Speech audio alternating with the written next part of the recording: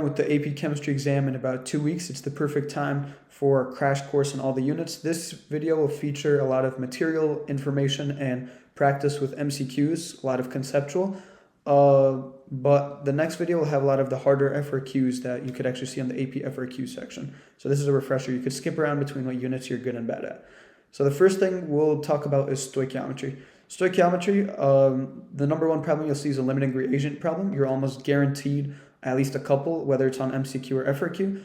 There isn't much to be said about limiting reagent problems. If you forgot what it is, you'll just be given a reaction. For example, we'll generically use A, B, and C. So we can just do 2A plus B yields 3C. The whole essence of the problem is you want to see how much product. You'll be given two quantities, one for A, one for B. So for example, you could have 0.2 molar and like 0.5 liters. And then for this one, you could be given like 40 grams. And all you would do is you would get moles of A by doing molarity times volume and then convert with the mole ratio because there's 2 A's for every 3 C's to see how many C's A is able to produce. And then B, you would get moles of B by doing grams over molar mass. And once you get moles of B, you would multiply by 3 because 3 C's form with every 1 B. And after all that is said, you're just going to see which one forms less C because that's the one that's going to run out first. And the one that runs out first, that's your limiting reagent, and that's how much product is going to form. So isn't much to say. Practice them if you're not good at it, but it's basic at the beginning of the year. Percent yield, we should go over. What percent yield says is that let's say we had that same thing, bring it back right now, and we get that A is the limiting reagent, and A forms like 0.44 moles of C, ideally. However, we could be given that the percent yield of this reaction is like 68%. Now what that means is the reaction only works 68% of the time. So even though ideally we'd form 0.44 moles of C, only 68% of that happens. So all we do is take our final calculated value and multiply by 68% or 0.68 to find our actual yielded value. So erasing that. For stoich, the only tip I'll give in setting it up is you want to pick the value that's not a conversion factor. So you'll never start with molarity, you'll never start with density, you'll never start with molar mass. You'll almost always start your calculation with either just moles, grams, or liters. So you want to spot in the problem where is your starting point. It's usually, as I said, moles, liters, or grams. And then always cancel out your units. So if you started off with grams, you'd multiply by molar mass. Notice how diagonally means they cancel. And then you could go from moles of B to moles of A. And then your moles of B would cancel, and so on and so forth until you get your desired value. Again, lots of practice online available if you're not good at this.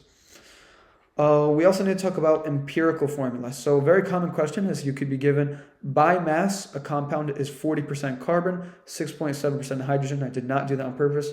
53.3% oxygen. To solve this problem, to solve the empirical formula for it, all you're going to do is assume there's 100 grams of it. So when we assume there's 100 grams of it, it makes things easy because now we know that because carbon is 40% by mass, that means there's going to be 40 grams of carbon.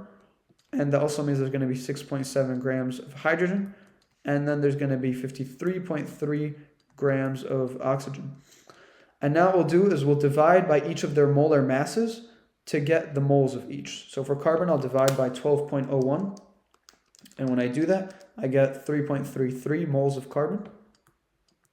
3.33 moles. With hydrogen, I get 6.63 moles. And with oxygen, I also get 3.33 moles. Now what we're going to do is reduce these as much as we can. So notice how 6.63 is about double of 3.33. So we could simplify this to really just be 1 at the top, 2 for H, and 1 here. It's as if we divided 3.33 everywhere. So our final empirical formula is going to be CH2O. That's how to calculate empirical formula. The next thing we'll need to go over is different types of reactions. So the first one is setting up a net ionic reaction. So for example, we could use the reaction NaCl plus AgNO3. So to do this double replacement, we know that in the products, the outsides will go together and the insides will go together. So I'll end up with NaNO3 plus AgCl. Now I'll tell you now that AgCl is solid. We'll go to solubility in a minute. To write my, these are all aqueous by the way on this side. To write my net ionic, I'll show you the process of it. But aqueous really means that NaCl is technically Na plus aqueous plus Cl minus aqueous. So following that same logic, we could say that it's Ag plus aqueous and NO3 minus aqueous. And then in the products, again, we have Na plus aqueous plus NO3 minus aqueous. And then we got plus AgCl solid. So now we're going to cancel what we have on both sides. Na plus cancels from both sides. NO3 minus cancels from both sides. So all we're left with is Cl minus plus Ag plus yields AgCl solid. This is our final net ionic reaction. And the ones we crossed out, you could call them spectator ions because they did nothing. They just spectated and they're ions. The other types of reactions is, or let's first actually go to solubility, because to solve this problem, you had to know that AgCl is solid. So let's go over solubility. It needs a lot of memorization, but these are my ways to remember. They're online as well. It's called CHOPS Na. So for insoluble, CHOPS is for carbonates, hydroxides, oxides, phosphates, sulfides. Their symbols are all next to them. And soluble, nitrate, acetate, ammonium, alkali, which just means group 1, and acids. Again, their symbols are next to them. Let's say we have something with both. So if we had, for example, an alkali like Na, and then we had hydroxide from this column, this would be soluble. So if you have both of them, the soluble wins. This pretty much covers every single case you'll need, except sulfate. Sulfate is a little bit annoying. Sulfate is mostly soluble, except Castrobare and Ag plus Pb2 plus. Castrobare stands for calcium, strontium, and barium. Sulfate is not soluble with any of these. And the halides, which just means Cl minus, Br minus, F minus, that whole column, they're insoluble with Ag plus Pb2 plus. So this is what you have to memorize for solubility. I could try to send or link these notes in the description of the video. Moving past that, the other types of reactions you'll need to know. We already went over double replacement with precipitate with the net ionic. Another reaction is called MOB, and what that means is it's a metal oxide becoming a base. So the reaction is a metal oxide could be any metal like Na, for example, Na. And then oxide means there's oxygen, and then plus water yields, I'm sorry, this should have said base. MOB, so metal oxide base, yields a base. How do I know which base it is? I just add up all of my things on this left side. So I have Na2, I got 2 O's, and I got 2 H's. So these could really all just simplify to become NaOH. That's my base. The same exact logic follows, but with NOA. And what NOA is instead of a metal, you're going to have a non-metal.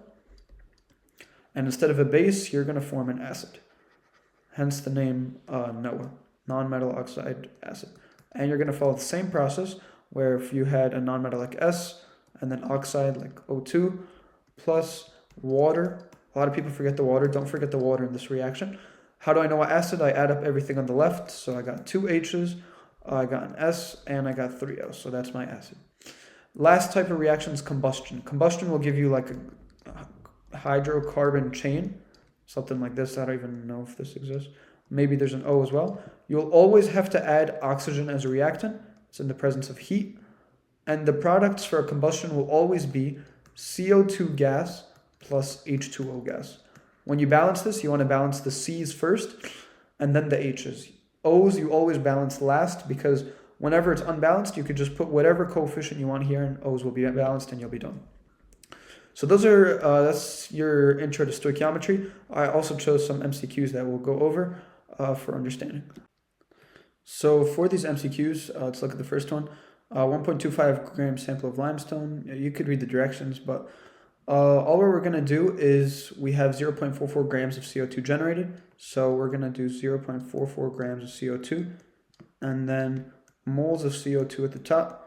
And we're going to divide by that molar mass. So the molar mass of CO2 is going to be 44.01. So now we're at moles of CO2. Notice how in the equation there's one CO2 for every one calcium carbonate. So the ratio is just 1 to 1. Now we're at moles of calcium carbonate. And then we'll multiply by the molar mass of calcium carbonate. So it should be about 100.09 grams per mole of calcium carbonate. And then when we get this, we should get a final grams value. So just plug this into our calculator.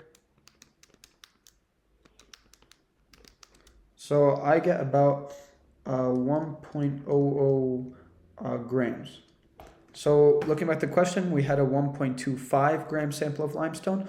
So 1 gram over 1.25 grams will get me what percent it was. The mass percent of calcium carbonate in the limestone. So 1 over 1.25, I get 0.8. And then to make it a percent, I'd multiply by 100 and I get 80%. So the answer is D. For next, how many moles of solid, this should be added to 300 milliliters of this molarity of this to increase the concentration of the NO3 ion to 1 molar. Again, you could pause it to read the directions.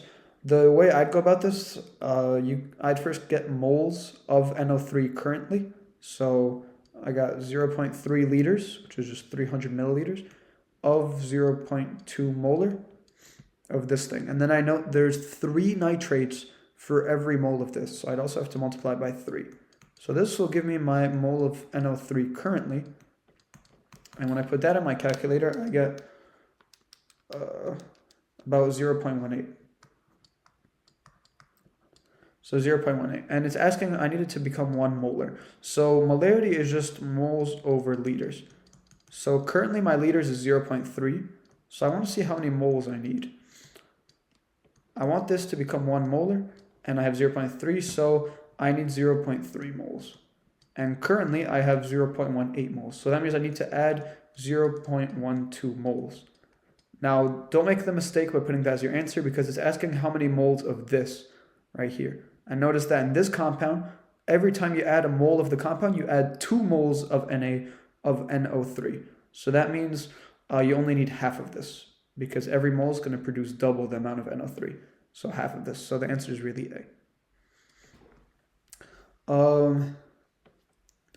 Moving past that,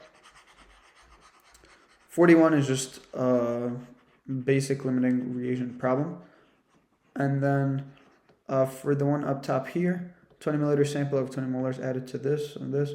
The concentration of barium ion after solution is, so again, I convert to moles. I'd send this times this, so 0.02, because that's how many liters it is, times 0.2 m. And I'll get moles of that, so that'll be, I didn't really need a calculator for that, 0.004 moles of carbonate. And then on this side of the spectrum, I have 0.03 times 0.4. I did the same thing, and I get 0.012 moles. And now it tells me that barium carbonate precipitates, so barium carbonate is this. So I want to see which one runs out first. It's clear that this one will run out first, and we're going to precipitate, we'll get rid of all 0.004, and then we're going to be, if you subtract that here too, you're going to be left with 0.008 moles. So that's how many moles we're left with for barium, as you can see from here.